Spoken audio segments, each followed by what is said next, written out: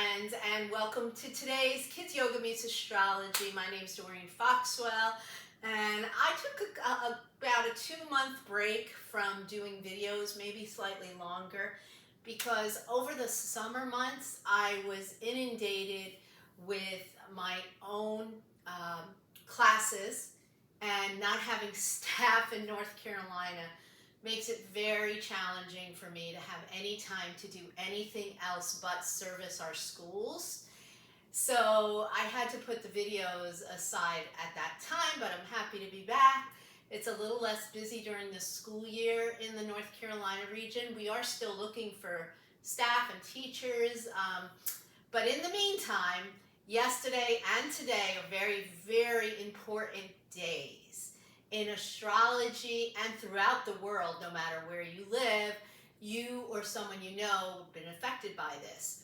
I'm going to start off with the new moon eclipse. And this candle I've had for many years actually is awesome because it really represents what we had happen with a partial new moon eclipse yesterday. You have the moon, and it is partially going to block the light from the sun. And this actually occurred yesterday, but oops, you still can feel this eclipse energy for days, weeks, and months to come. And so no worries that we didn't do it exactly on the day that it happened. It's less than 12 hours after when it occurred.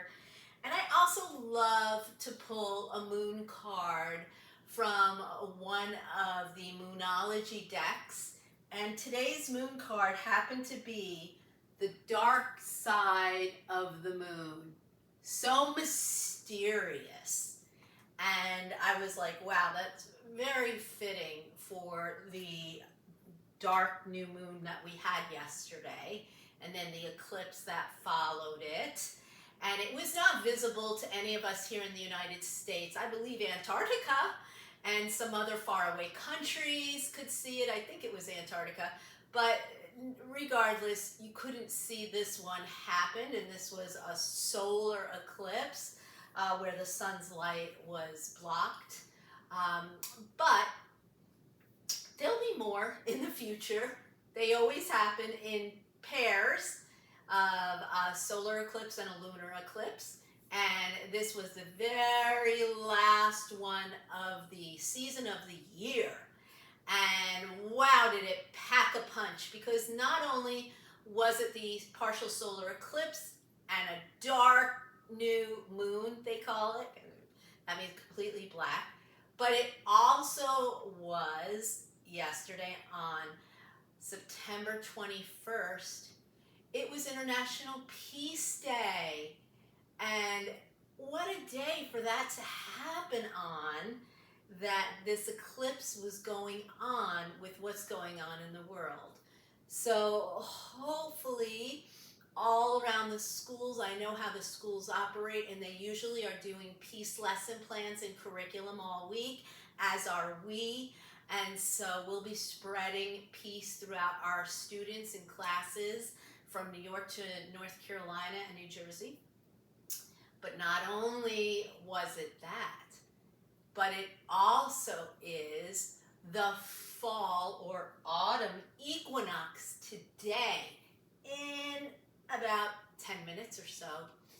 Hopefully I can get this done and up before then, that there will be equal parts of daylight to equal parts of moonlight, I guess you'd say, or equal dark to equal sun. It's a balance. And very interesting, because eclipses take care of eclipsing things out of your life that your life is not balanced with, that you might have too much stress in an area of your life, or your children's, because this applies to your children as well. And so today it's going to be all about balance of what I'm going to share with you. But it is also another holiday. And that holiday is the Jewish New Year, or Roshhashanah, that occurs tonight when the sun goes down on the energy of the equinox, fall equinox here, summer equinox other places in the world, and still in the heat of the energy of the new moon solar eclipse. Partial, sorry, need to add that because it was not a full one. And so all these energies, imagine, I mean, just one of these things happening is enough. But to have all these energies mixed in together, and I sure hope I'm not forgetting something, because it's very possible I am, but sure hope I'm not. Kids that are sensitive to this, you will see different behaviors from them. Out of the ordinary, or that they're not consolable, or that they're a little bit more wild than normal. They will feel this. I call them the sensitive children. You know, back in my day, we used to call them special needs. Now they call them special abilities, but they're ultra sensitive children. And so those children will be feeling all of this energy. And so what we're going to do is just create balance just with a breath. Creating balance with breaths are so important for your child and yourself to stay grounded in this energy today. So whether you're celebrating the Jewish New Year, you dip apple slices, usually into honey for something sweet, to have a sweet New Year, or if you're celebrating the first day of fall, which to many of you mean pumpkin season or pumpkin latte season, anyway. Or if you celebrate the moon cycles and you're celebrating the new moon when you send out intentions into the world. Or what other holiday was it? Oh my gosh, the fall equinox, where it's what we're planning to do right now. The balance of day and night. Opposites attract opposites. Half light versus dark. Or maybe not versus, but appreciating the dark where the light always comes back. Or the light where the dark always ends your day. Most days. I guess unless you're in Alaska. So let's do a balancing breath. And this breath is my favorite one to balance the left and right side of your body, the left and right side of your brain. It's a very well-known breath. It's a breath that's called many different names depending on what style of yoga that you do. But since I'm doing kids yoga, we're going to call it one of two names. For the little kids, the little ones, the little yogis, we call it the switch breath. For the older students, we call it alternate nostril breathing. Whichever you want to call it, that is your choice, but it's pretty much done very similarly. For little children, you're going to close one nostril, breathe in, close the other, breathe out the opposite. Breathe in that nostril, close both, breathe out the other. And you continue to do that. With little children, you'll be lucky if it lasts 30 seconds. Older students, hang tight. You're going to use your thumb to close one nostril. Inhale, close both. Exhale the opposite. Took me a minute. Inhale, hold the breath. Exhale the opposite. Oh yeah, and of course it's International Peace Day and Peace Week. I knew I was forgetting one a moment ago. So all these energies, woo, crazy. So your alternate nostril breathing will help to balance the left and right side of your brain. It goes into your nervous system. It helps the Kundalini energy, for those of you more advanced yogis, come up your spine. For beginners, it just helps to balance your whole body. And don't we need balance in our life in today's madness, crazy world? We really need balance. And that's the last thing I want to share with you is I really needed to take a step back from even watching TV over the summer, and even into now, I hardly watch TV.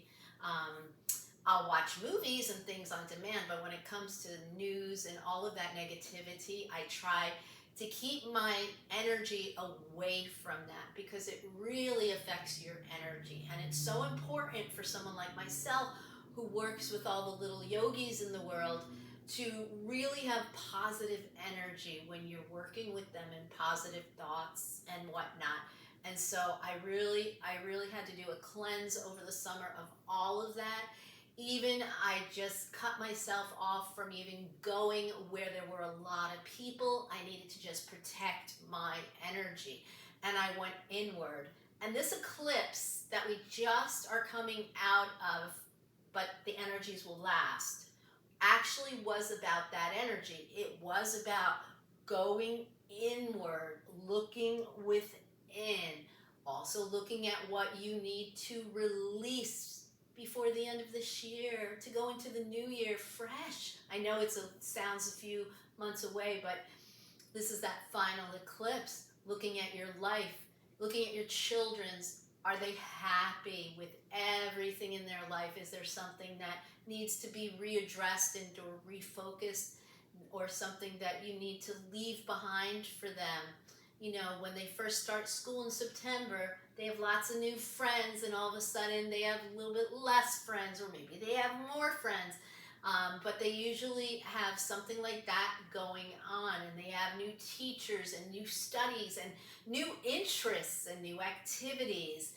And a year makes a huge difference in students' lives. One thing that never changes with our program is we always will offer yoga meditations, yoga relaxation, yoga mindfulness techniques, asanas or poses, the breathing techniques, pranayama they call it, and of course, games that help wrap everything up with fun, music, and chants. No matter what age we're teaching in our yoga classes, we will continue to offer that, as we have in the last 21 years, to help your children to be able to self-regulate and balance their bodies without a teacher or a parent or anyone having to tell them to calm down. Because let's face it, do you like being told to calm down? Relax? There's a certain someone in my life that does that quite often when I lose my temper occasionally. And let me tell you, telling me to calm down, relax, that doesn't really help. Nope, it doesn't really help. For me, the way I was made, I need to let it out. And we teach your children ways to let it out constructively. So again, my name is Doreen Foxwell. I'm so happy to be back with you. We are happy to be sharing with you techniques and tools during this crazy energy time. And I'm going to place my hands in front of my heart. Your heart space should always be clear of any negativity. Only beautiful thoughts and beautiful things surround your child or surround yourself with, and try to release any negativity before you place those hands in front of your heart. Namaste. Have a great yoga day. Happy Rosh Hashanah this evening. Happy fall equinox. Happy New Year, as some say for Rosh Hashanah. Happy new moon partial solar eclipse. And happy International Peace Day, a day late, but never too late to spread peace around the world.